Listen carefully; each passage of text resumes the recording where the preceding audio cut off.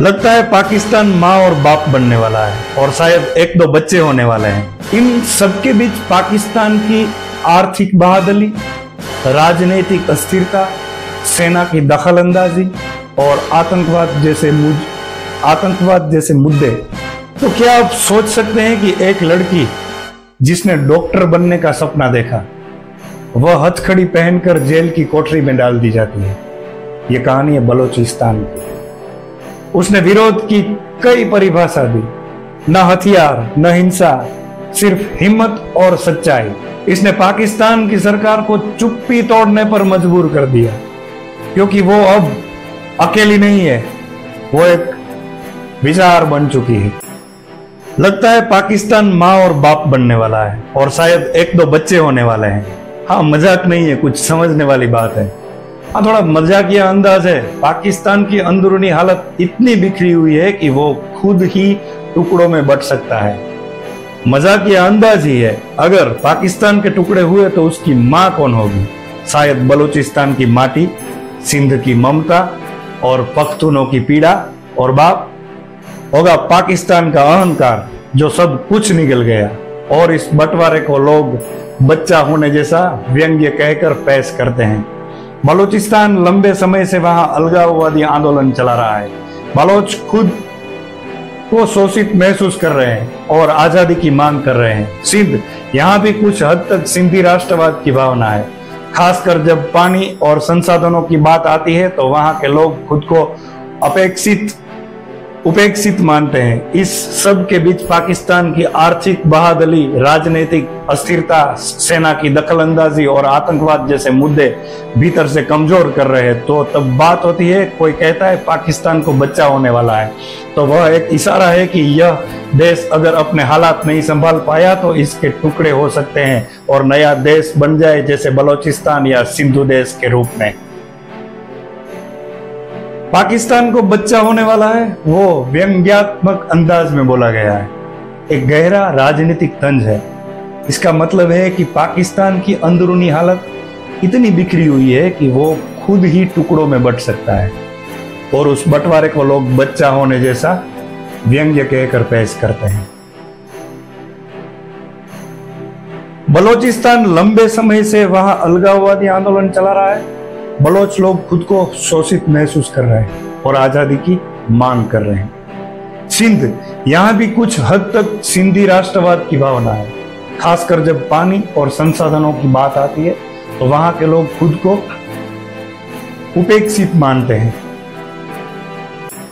पख्तून और खैबर पख्तूनख्वा, यहां भी कभी कभी पख्तूनिस्तान की मांग सुनने को मिलती है।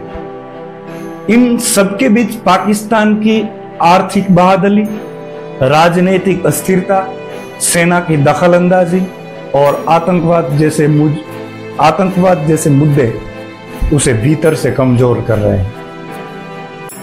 तो जब कोई कहता है कि पाकिस्तान को बच्चा होने वाला है, तो वो इशारा कर रहा होता है कि यह देश अगर अपने हालात नहीं संभाल पाता तो इसके टुकड़े हो सकते हैं, जैसे नया देश बन जाए बलोचिस्तान या सिंधु देश के रूप में। और हां,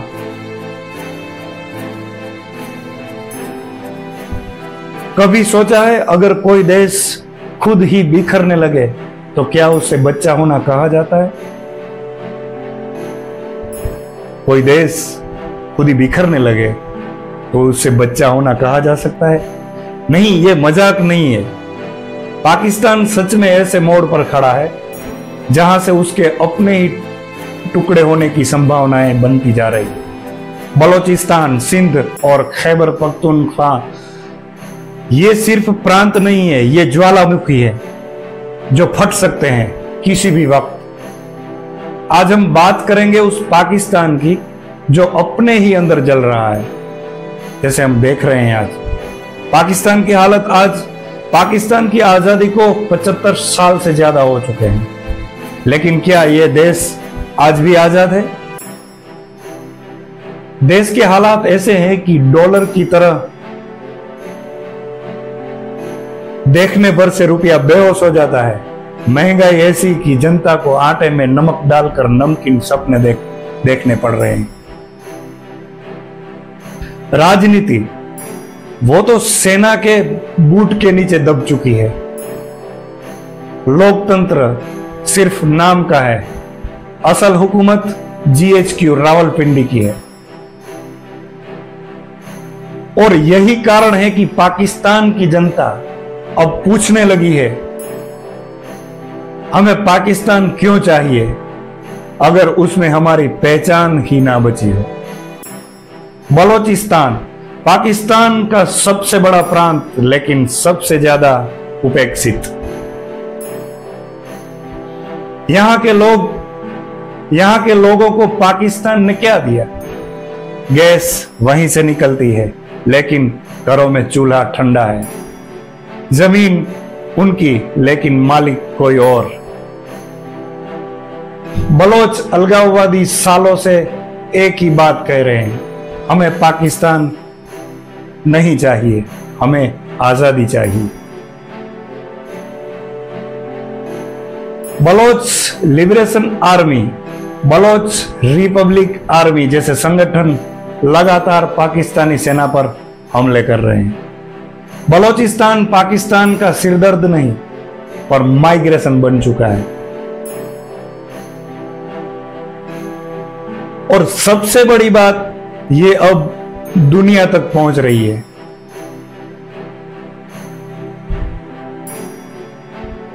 सिंध और सिंधु देश क्या है, क्या होने वाला है, क्या होगा, क्या कब थे पहले। अब आते हैं सिंध पर, जहां से कराची जैसा आर्थिक इंजन चलता है। लेकिन सिंधी राष्ट्रवादी कहते हैं, हम सिर्फ टैक्स देने के लिए नहीं है, हमें इज्जत भी चाहिए। JSQM, जय सिंध कौमी महाज जैसे संगठन खुलेआम सिंधु देश की मांग कर रहे हैं। कहते हैं कि पाकिस्तान ने उनकी संस्कृति, भाषा और अधिकारों को कुचल दिया है। सिंध में पानी की किल्लत हो या संसाधनों की लूट, जनता अब तंग आ चुकी है। पख्तून और पख्तूनिस्तान, खैबर पख्तूनख्वा कभी जबरदस्त वीरता का प्रतीक था, आज आतंकवाद और मिलिट्री ऑपरेशनों का गढ़ बन चुका है। PTM, पश्तून तहफ्फुज मूवमेंट जैसे संगठन अब पूछ रहे हैं, हमारे युवाओं को क्यों उठाया जाता है, हमारे गांवों को क्यों रौंदा जाता है। यह है पाकिस्तान की असलियत। कुछ पख्तून नेता जो साफ कह रहे हैं, हमें अलग पख्तूनिस्तान चाहिए। जब अपने ही सैनिक अपनी ही जमीन पर कब्जा कर ले तो बगावत जन्म लेती है। टूटता हुआ पाकिस्तान आप देख सकते हैं, अभी जो चल रहा है वॉर जैसा टूटता हुआ पाकिस्तान। तो सवाल यह है कि क्या पाकिस्तान टूटेगा? देखिए, देश बम से नहीं और अंदरूनी जंग से टूटते हैं, और पाकिस्तान की हालत आज वैसी ही है। संघीय ढांचा खोखला है, जनता हताश है, सेना डर में जी रही है, और भारत सिर्फ देख रहा है, क्योंकि जो काम दुश्मन ना कर सका वो काम पाकिस्तान खुद अपने साथ कर रहा है। आज जो हो रहा है वो वही हो रहा है। तो अगली बार कोई बोले पाकिस्तान को बच्चा होने वाला है, तो समझ जाइए ये मजाक नहीं, ये हकीकत है। बलोचिस्तान, सिंधु देश और पख्तूनिस्तान ये सिर्फ सपने नहीं है, ये बनने वाले नक्शे हैं। और ये सबक है उन लोगों के लिए भी जो सोचते हैं कि किसी देश को सिर्फ धर्म के नाम पर चलाया जा सकता है।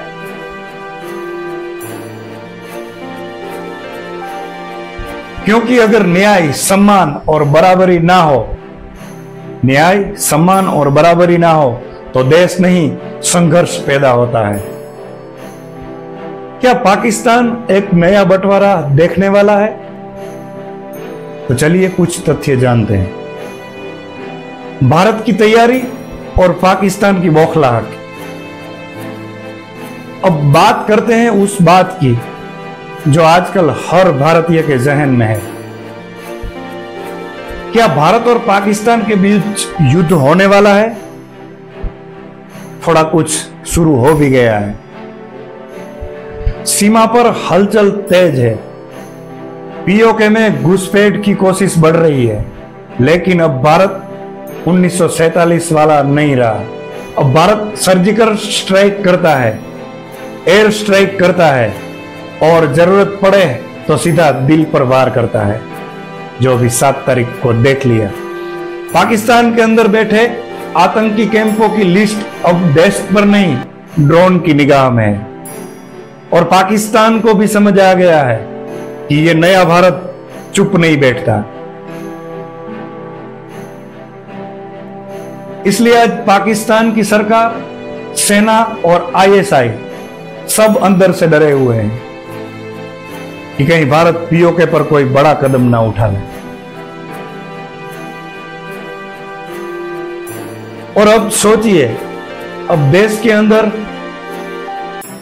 बलोच, सिंधी, पख्तून आजादी की मांग कर रहे हैं और बाहर से भारत दबाव बना रहा है, तो पाकिस्तान के हालात क्या होंगे? बलोचिस्तान अलग, सिंध अलग और पीओके जैसे कोई टूटा हुआ जहाज जो हर तरफ से पानी ले रहा हो और कप्तान सिर्फ नारे लगा रहा हो, हमारी कौम एक है। अब सोचिए क्या होगा अगर पाकिस्तान की हालत ऐसे ही बिगड़ती रही तो। बलोचिस्तान आजाद हो जाए, सिंध खुद को सिंधु देश घोषित कर दे, पख्तून अफगानिस्तान से हाथ मिला ले और भारत पीओके को अपना हिस्सा बना ले, सोचिए क्या होगा। तो पाकिस्तान के नक्शे में क्या बचेगा? कुछ नहीं बचेगा। एक इस्लामाबाद और कुछ पुरानी फाइलें जिनमें पाकिस्तान नाम लिखा तो होगा। अगर पाकिस्तान को बच्चा होने वाला है तो उसकी मां कौन होगी? शायद बलोचिस्तान की माटी, सिंध की ममता और पख्तूनों की पीड़ा और बाप। वो होगा पाकिस्तान का अहंकार जो सब कुछ निकल गया, सब कुछ निकल गया। तो क्या आप सोच सकते हैं कि एक लड़की जिसने डॉक्टर बनने का सपना देखा, वह हथकड़ी पहनकर जेल की कोठरी में डाल दी जाती है। यह कहानी है बलोचिस्तान, सिर्फ इसलिए क्योंकि उसने सच बोलने की हिम्मत की। यह कहानी है महरंग बलोच की, बलूचिस्तान की एक बेटी जो आज वहां की आवाज बन चुकी है। महरंग बलोच का जन्म 1993 में बलूचिस्तान के मंगोचर इलाके में हुआ। एक साधारण लड़की जिसकी जिंदगी में सबसे बड़ा सपना था डॉक्टर बनना और लोगों की सेवा करना, लेकिन उसका बचपन किताबों से ज्यादा लाशों और लापता लोगों की कहानियों से भरा था, क्योंकि वह बलूचिस्तान में पली बड़ी थी, एक ऐसा प्रदेश जहां जमीन से ज्यादा लोग गायब हैं। महरंग ने मेडिकल की पढ़ाई पूरी की, लेकिन उसकी आत्मा तब कांप उठी जब उसके पिता गफ्फार लंगो को अगवा कर उनकी हत्या कर दी गई। एक पिता को खोने का दर्द और फिर भाई का अगवा होना। महरंग ने फैसला किया, अब बस।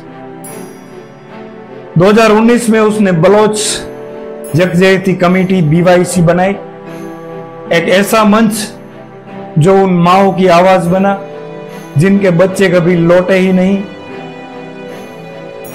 2019 में बनाई। उसने विरोध की कई परिभाषा दी, न हथियार न हिंसा, सिर्फ हिम्मत और सच्चाई। उसने सड़कों पर बैठकर तख्तियां लेकर रात दिन भूखे रहकर लोगों को जागरूक करना शुरू किया। महरंग कहती है, जब कोई बोलने वाला नहीं होता तब सन्नाटा सबसे बड़ा अपराध होता है। बलूचिस्तान जहां सोने, गैस और तांबे की खानें हैं, वहां के लोग आज भी अंधेरे में जी रहे हैं। हर साल सैकड़ों लोग लापता हो जाते हैं और उनका कोई नामो निशान तक नहीं मिलता। यहाँ का दर्द टीवी पर नहीं दिखाता, यहाँ का दर्द टीवी पर नहीं दिखता, अखबारों में कुछ नहीं छपता, क्योंकि यह दर्द सत्ता के लिए असुविधाजनक है। महरंग बलोच ने इस अंधेरे में एक चिराग जलाया। इसने पाकिस्तान की सरकार को चुप्पी तोड़ने पर मजबूर कर दिया, क्योंकि वो अब अकेली नहीं है, वो एक विचार बन चुकी है। तो दोस्तों, जब जब भारत पर बाहरी आक्रांताओं ने आक्रमण किया, तब हमारे देश के वीर जवानों ने, वीर सैनिकों ने, वीर योद्धाओं ने डटकर सामना किया। हजारों सालों से चलती आ रही ये हमारी भारतीय सभ्यता, ये हमारी सनातन सभ्यता को रक्षा करने के लिए भारत ने बहुत बड़े बड़े वीर सपूत दिए हैं और आज भी है। तो ये वीडियो एक छोटा सा वीडियो हमने कुछ जानकारी के लिए बनाया था, और ये वीडियो आपको अच्छा लगे तो वीडियो को लाइक करिए और चैनल को सब्सक्राइब जरूर करिए, क्योंकि कुछ नई नई ऐसी कहानियां, नए नए ऐसे तथ्य वो हम दिखाने की कोशिश करेंगे। तो सैल्यूट है हमारी सेना को और हमारी पूरी आर्मी को, पूरी नौसेना को सैल्यूट है। जय हिंद, जय भारत, वंदे मातरम।